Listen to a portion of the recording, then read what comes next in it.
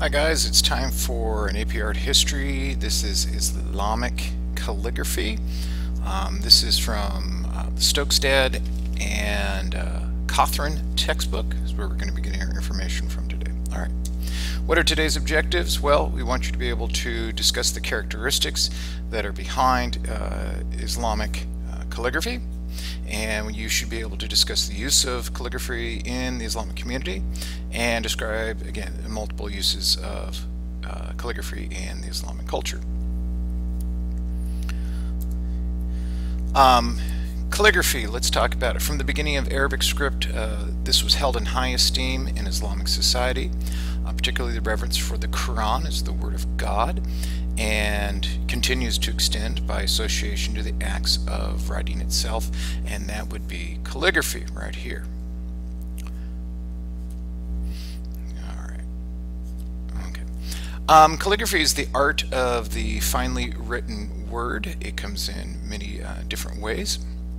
It is an artistic form, and it becomes one of the glories of Islamic art. The written word played two roles. It's didactic,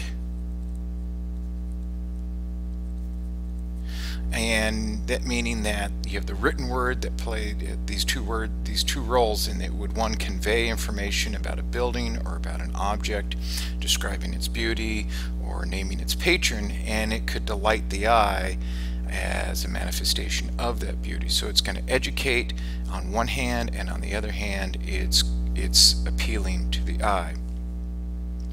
How do we read Arabic? Well, we read Arabic from right to left, and the letters form varies depending on the position in a word. It's rhythmic interplay between vertical and horizontals. Arabic lends itself to many variations.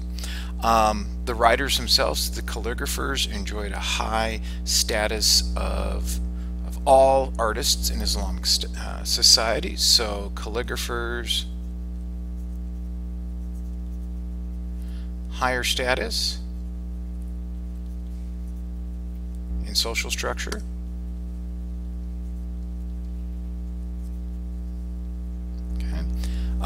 They had an educational process where you had apprentices, and these were scribes that had to learn the secret formulas for inks and paints, and then how to manipulate their tools. They also had to absorb the complex literary traditions and the number symbolism that had developed in Islamic culture. Now, formal Kufic, named after Kufa in the city of Iraq, right here.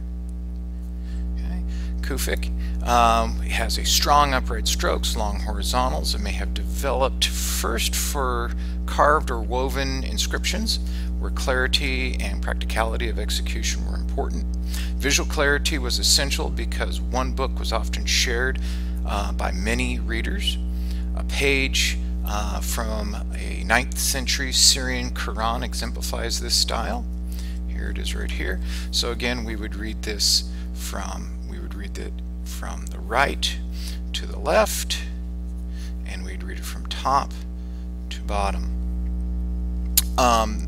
So again, this is from a 9th century Syrian Quran. This exemplifies the style of Kufic script.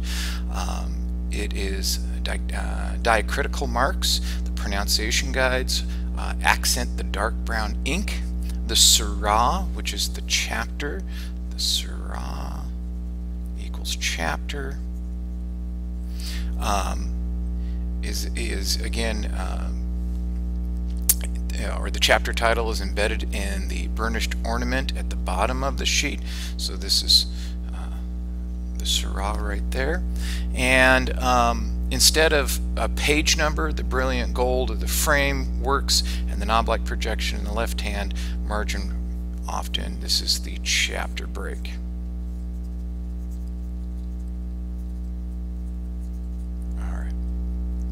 The Quran was usually written on parchment, treated animal skin, and vellum, calf skin, or refined parchment. And then paper was brought from Central Asia during the mid-8th century. It was introduced by Buddhist monks. Muslims learned how to make high-quality rag-based paper and eventually established their own paper mill. And by about 1000 CE, paper had largely replaced parchment and vellum for everything but the Quran manuscripts, which adopted the new medium much later on. It was a change as momentous as that brought about the movable type or the internet, affecting not only the appearance of the book but also the content. This is the Word of God, and writing it was most important is in Islamic culture, and so there was great debate amongst the ulama, the religious scholars, about should this text go to movable print or should it even be on the internet, and this sparks a debate, but it is allowed to occur. This also, because paper makes the books cheaper, this increases literacy in the Islamic community.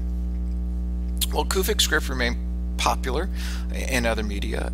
It was the sole decoration type of white pottery made in the 10th century and onward in and around the region of Nishapur and Samarkand. We're talking about these beautiful earthenware plates and bowls. Here we have an example of a bowl, and again, these are clear lead glaze over a black paint, inscription on the white slip around.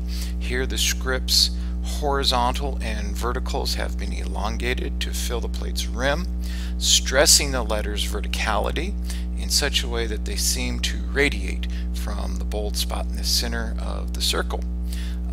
The inscription is translated as knowledge. The beginning of it is bitter to taste, but the end is sweeter than honey.